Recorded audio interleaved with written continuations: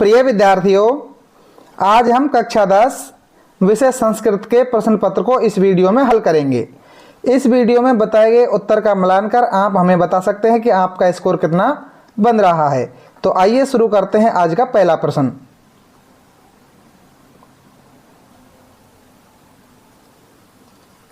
पहला प्रश्न है बहुविकल्पात्मक प्रश्नः का सभ्यता निसर्गे समाविष्टा नैषाद, इसका उत्तर हो जाएगा ब। राजपुत्र है राजसिंह भार्या आसीत, इसका उत्तर हो जाएगा द। बुद्धिमती। कुशलवयो पितुर्नाम किम अस्ति, इसका उत्तर हो जाएगा राम। अगला प्रश्न है कै क्षेत्र कर्षणम कुर्वन आसीत, इसका उत्तर हो जाएगा ए। कृषक है। मनुष्याणाम शरीरस्ते महान रिपु किम, इसका उत्तर हो जाएगा से। आलस्यम। निर्धने जने स्ववित्तेन स्वपुत्रम कुत्र प्रवेशम दापयुतुम सफल हो जाता है, इसका उत्तर हो जाएगा ए। महाविद्यालय। कस्य उपशमनस्य स्थिरोपाय नयस्ति, इसका उत्तर हो जाएगा द। भूकंपस्य।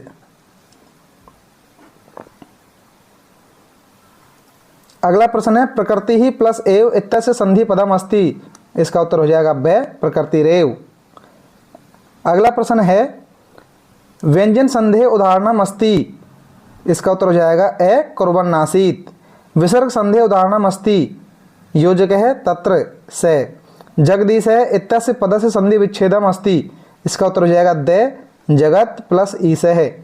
अभितय इति पदयोगे का विभक्ति भवति, तो अभितय के योग में विभक्ति होती है द्वितीय, इसका उत्तर हो जाएगा ए। अगला प्रश्न है नमः इति पदयोगे विभक्ति भवति, चतुर्थी, उत्तर ब। अनवधात इत्यत्र पदे के उपसर्ग है, इसका उत्तर हो जाएगा द। अनु।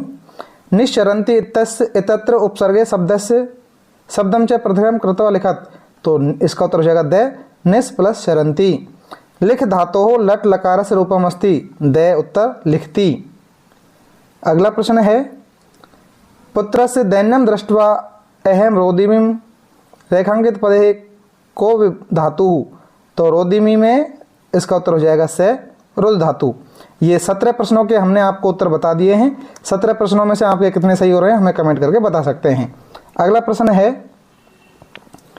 निर्देशानुसारम रिक्त स्थानम पूर्यात, तो यहाँ पे आएगा हसन, हलंत आएगा ने। सा माता स्वगुरुम, यहाँ पे आएगा कृतज्ञता। श्रिया वाणी, यहाँ पे आएगा युक्ता, आगे विसर्ग। चौरस से प्रबुद्ध है अतिथि, यहाँ पे आएगा पाद ध्वनिना, पाद ध्वनिना। अत्र भ्रमरा गुंजंती, पुष्प शब्द की सप्तमी विभक्ति बहुवचन का रूप आएगा यहाँ पे पुष्पेशु, पुष्पेशु। अगला प्रश्न है प्रश्न संख्या 3। इस पद्यांश को पढ़कर गद्यांश को पढ़ करके नीचे दिए गए प्रश्नों के उत्तर देने हैं। जैसे पहला प्रश्न है महाराणा प्रतापस्य पितुर्नाम किम आसीत, तो इसका उत्तर हो जाएगा उदय सिंह। महाराणा प्रतापस्य अश्वस्य नाम किम आसीत, तो महाराणा प्रताप के अश्व का नाम था चेतक।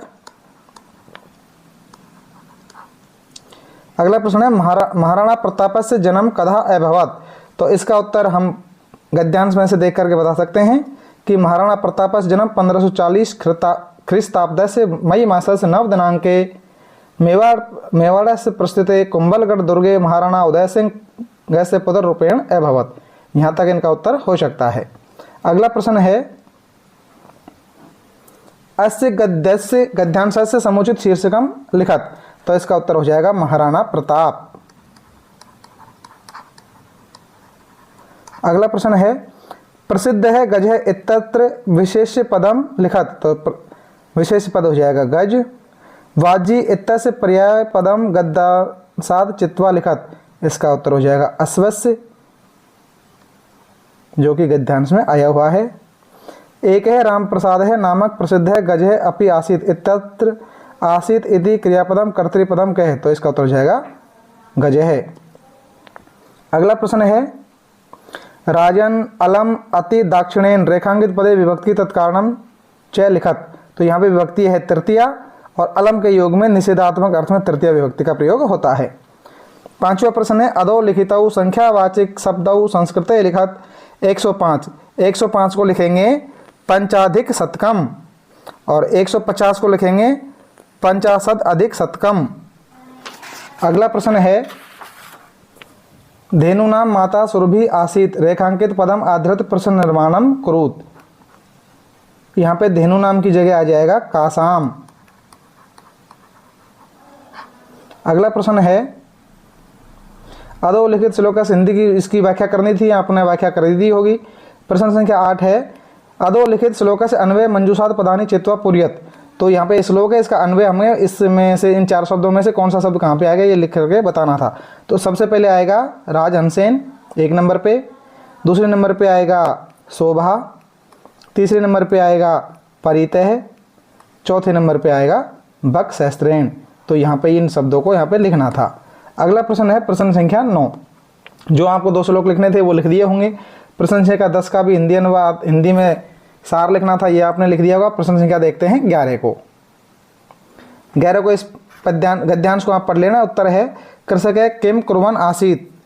तो यहाँ पे कृषक क्या करना चाहता था, तो क्षेत्र कर्षणम, इसका उत्तर हो जाएगा क्षेत्र कर्षणम कुर्वन् आसीत।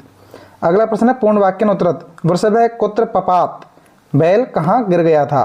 तो इसका उत्तर आएगा वृषभ है हलम मूढ़वा गंतुम असक्त क्षेत्रे पपात, क्षेत्र में खेत में गिर गया था। अगला प्रश्न है कश्चित कृषक इत्यत्र विशेषण पदम किम। तो यहाँ पे कश्चित विशेषण पद है कश्चित। क्रुद्ध है कृषि बलम तथम तम उत्थोप्यप्तम बहुवारम यत्नम अक्रोध इत्यत्र क्रियापदम किम। तो यहाँ पे अक्रोध क्रियापदम हो जाएगा। अगला प्रश्न है प्रश्न संख्या 13। 13 के गद्यांश को आप पढ़ लेना, उसके आधार पर नीचे प्रश्न का उत्तर है अंबोधा कुत्र शंति। तो अंबोधा गगने शंति, यहाँ पे आ जाएगा गगने यानी आसमान में थे। पूर्ण वाक्य उत्तरत वृष्टि भी वसुधा कई आद्रियंती। तो यहाँ पे आएगा केचिद अंबोधा वृष्टि भी बहुधा वसुधा आद्रियंती। अगला प्रश्न है भाषिक कार्यम गर्जंती केचिद वृथा इत्यत्र क्रियापदम किम। तो यहाँ पे आएगा क्रियापद है गर्जंती। दीनम वचय इत्यत्र विशेषण पदम किम। तो दीनम यहाँ पे क्रियापद विशेषण पद हो जाएगा।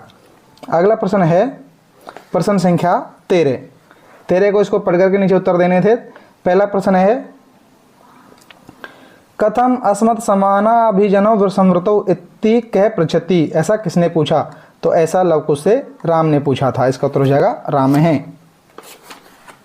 अगला प्रश्न है पूर्ण वाक्येन उत्तरयत, पूर्ण वाक्य में उत्तर दीजिए। कुशलव्यो वंशस्य कर्ता कहे। तो यहाँ पे आपको लिखना था कुलव्यो वंशस्य कर्ता सहस्रधीदिति, ये लिखना था यहाँ पे। अगला है भाषिक कार्यम आवाम यमलो वाक्य में सर्वनाम पद है आवाम, भगवान सहस्रधीदिति इत्यत्र विशेषण पदम किम। तो इसमें विशेषण पद हो जाएगा सहस्रधीदिति। अगला प्रश्न है प्रश्न संख्या 14। निर्देश के अनुसार उत्तर लिखने थे चतुर्णाम युगानाम समाहारे। तो इसका उत्तर हो जाएगा चतुर्युगम और समास का नाम हो जाएगा द्विगु समास। पितरऊ, इसमें आ जाएगा माता च पिता च और द्वंद्व का समास का नाम हो जाएगा द्वंद्व समास। यथाशक्ति समास का नाम लिखना था, तो यहाँ पे हो जाएगा अव्ययी भाव समास। अगला प्रश्न है प्रश्न संख्या 15। मंजूषा में से 3 शब्द दिए गए हैं, इनको चुन करके यहाँ पे लिखना था। तो यदा मेघा गर्जन्ति तदा, यहाँ पे आ जाएगा तदा वर्षा भवति। अगला प्रश्न है यदि पुस्तकम न पढ़ामी तरही, यहाँ पे जाएगा तरही अनुत्तीर्णम भविष्यामि, यानी फेल हो जाएंगे, अनुत्तीर्ण हो जाएंगे। यहाँ पे आएगा यावत भोजनम न मिलती तावत बुभुक्षा भवति। अगला प्रश्न है प्रश्न संख्या 16। 16 में हमने अथवा वाला चुना है, इसमें आपको खाली स्थान में से देख के भरना था। तो मैं यहाँ पे आपको क्रम संख्या बता देता हूँ, वो आप लिख सकते हैं। जैसे पहले नंबर पे आएगा नगर पालिका अध्यक्ष है, तो पहले खाली स्थान में ये आना चाहिए था। दूसरे पे आएगा निवेदनम, तीसरे नंबर पे आएगा नगरस्य, चौथे नंबर पे आएगा परिक्षेत्रे, 5वें नंबर पे आएगा संति, 6ठे नंबर पे आएगा मनांसी, 7वें नंबर पे आएगा कृपया और 8वें नंबर पे आएगा कर्म करान। इस प्रकार आपको इन खाली जगहों में इस क्रम से ये भरना था और अपना उत्तर सही हो जाता। अगला प्रश्न है प्रश्न संख्या 17। 17 में अथवा वाले का उत्तर हम देखेंगे। इसमें मैं आपको बता देता हूँ, क्रम लिखवा देता हूँ।